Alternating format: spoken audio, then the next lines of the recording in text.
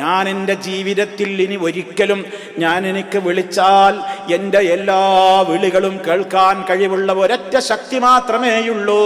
അത് സമീആയ അല്ലാഹുവാണ്. എന്നെ എവിടെ നിന്നാണെങ്കിലും കാണുന്ന ഒരൊറ്റ ബസീറായ റബ്ബേയുള്ളൂ. അത് അല്ലാഹുവാണ്. എൻ്റെ പ്രാർത്ഥനകൾ കേട്ട് ഉത്തരം ചെയ്യാൻ കഴിവുള്ള ഖദീറും മുജീബുമായ റബ്ബ്, ഏകനായ റബ്ബ് മാത്രമേയുള്ളൂ. ലോകം മുഴുവൻ നിയന്ത്രിച്ചു കൊണ്ടിരിക്കുന്ന മുദബ്ബിറുൽ ആലമായ ആ ലോകത്തിന്റെ മുഴുവൻ കൺട്രോള് നടത്തിക്കൊണ്ട് ഒരു ക്ഷീണവും ഒരിക്കലും അവയൊന്നും സംരക്ഷിക്കുന്നതിന്റെ പേരിൽ ബാധിക്കാത്ത, ഉറങ്ങാത്ത, മയങ്ങാത്ത സർവശക്തനായ റബ്ബാണ് എൻ്റെ റബ്ബ്. ഇതേപോലെ നമ്മൾ പഠിക്കുമ്പോൾ നമ്മുടെ തൗഹീദ് ക്ലിയർ ആവാണ്. നമ്മൾ അല്ലാഹു അല്ലാത്തവരോട് പ്രാർത്ഥിക്കൂല, അല്ലാഹു അല്ലാത്തവർക്ക് നേർച്ച വഴിപാടുകൾ അർപ്പിക്കൂല, അല്ലാഹു അല്ലാത്തവരുടെ മുമ്പിൽ സുജൂദ് ചെയ്യൂല. കാരണം നമ്മുടെ റബ്ബാണ് എല്ലാം. അപ്പൊ റബ്ബിനാണ് അതൊക്കെ നൽകേണ്ടത്.